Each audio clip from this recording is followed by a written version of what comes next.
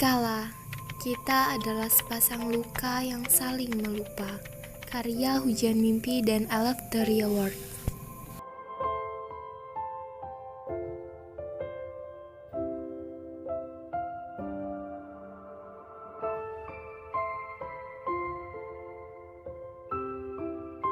Ketika kita menjalin hubungan, itu tidak boleh melihat dari satu sudut pandang saja.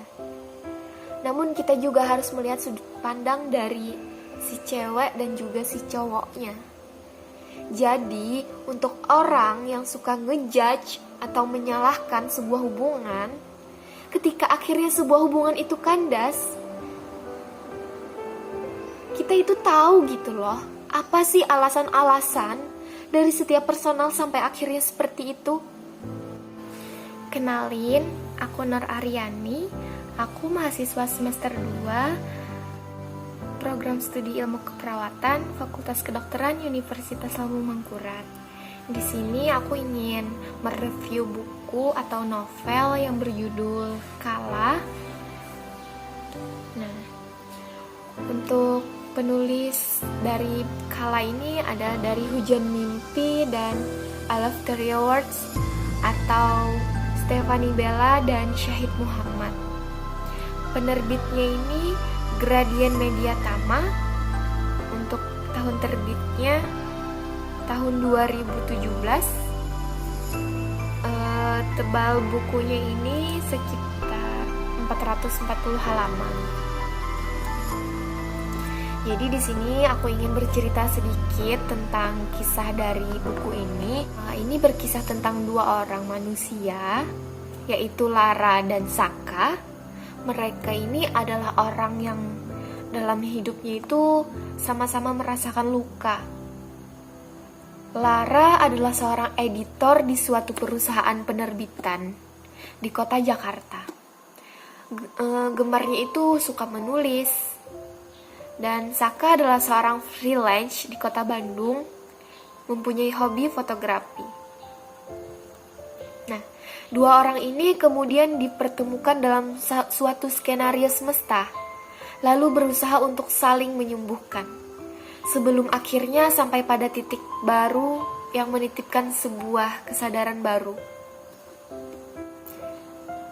Cerita pada novel ini dibungkus oleh penulisan dengan diksi yang sangat rapat, sehingga begitu terasa puitis bahan dalam percakapannya. Kedua tokoh digambarkan sering mengungkapkan perasaan melalui puisi-puisi yang indah. Dalam puisi itu ada begitu banyak spirit yang disampaikan penulis kepada pembaca. Sudut pandang dalam cerita ini digambarkan melalui dua arah, yaitu dari sisi Lara dan juga Saka, sehingga pembaca bisa detail memahami perasaan kedua tokoh terhadap suatu kejadian.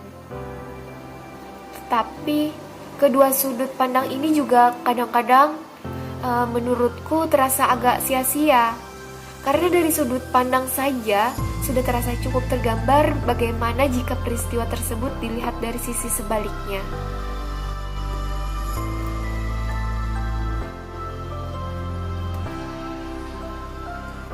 Saya selalu bisa tertarik dengan sebuah buku itu karena dengan sampulnya.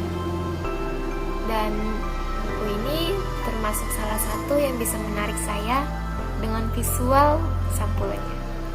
Pertama, dari segi sampulnya ini entah kenapa malah mengingatkan saya pada motif tenun dari timur Indonesia.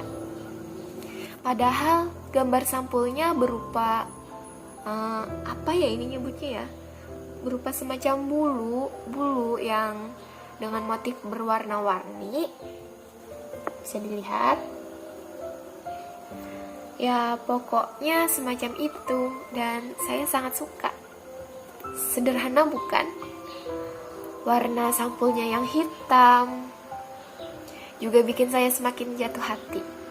Terlihat kesan kelam yang dipadukan dengan kalimat pembuka di atas. Sudah terasa sakitnya perpisahan ya? Saya sih merasa demikian. Jujur, Membaca bagian punya Saka di awal-awal buku sungguh bikin saya pusing. Entah kalimatnya yang terlalu berbelit atau memang saya yang lagi tidak mengerti. Sampai di beberapa paragraf milik Saka, saya cuma bisa memberikan komentar. Oke, ini kalimatnya bagus nih. Tapi maksudnya apa ya? Kok aku gak ngerti sama sekali?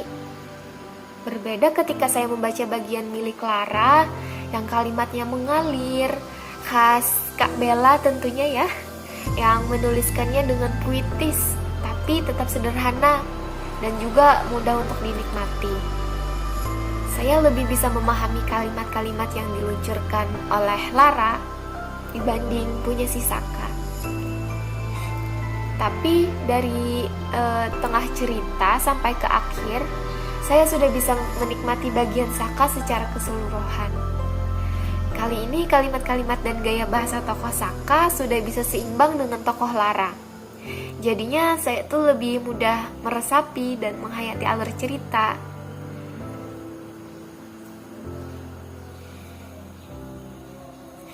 Dan alur ceritanya ini dibuat dengan perandaian semesta yang menciptakan pertemuan dengan teramat mudahnya.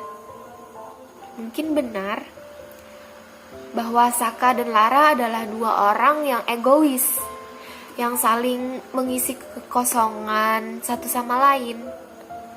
Lara dengan keteraturannya dan menginginkan sekitarnya serba teratur, sedangkan Saka ini dengan kebebasannya dan tidak suka kebebasan itu diusik oleh siapapun.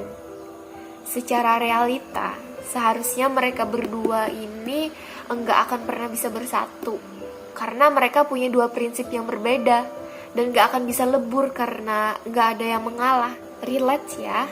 Satu hal yang mungkin bisa saya simpulkan dari buku ini, mengingat pertemuan dua tokoh ini berawal dari luka masing-masing sampai akhirnya mencoba bermain peran yang diatur oleh semesta secara kengalah.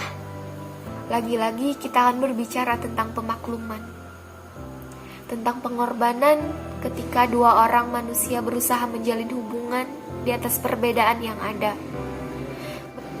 Bertahan atau tidak tergantung sejauh mana pemakluman bisa memanipulasi pikiran kita dengan dalih pengorbanan.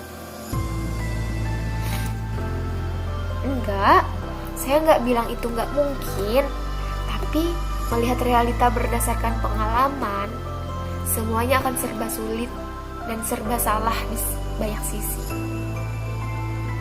Menjadi egois akan jadi ancaman bagi hubungan. Membiarkan pemakluman berlanjut juga punya potensi yang sama, bumerang buat masing-masing pribadi. Mungkin itu saja yang dapat saya simpulkan dari kisah Lara dan Saka ini. Semoga kalian para pendengar dapat tertarik juga untuk membaca. Kita sama-sama belajar dari pengalaman dari buku ini. Jangan lupa membaca ya. Terima kasih.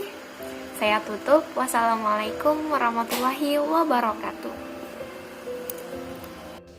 Jika perubahan adalah satu-satunya yang pasti, maka ketidakpastian akan dimiliki oleh waktu. Karena pada detak kesekian, aku mendapati diriku jatuh cinta pada seseorang yang tidak ingin secara egois aku miliki. Lalu kita diselundupkan dalam kala sebagai pengantar pesan utusan semesta.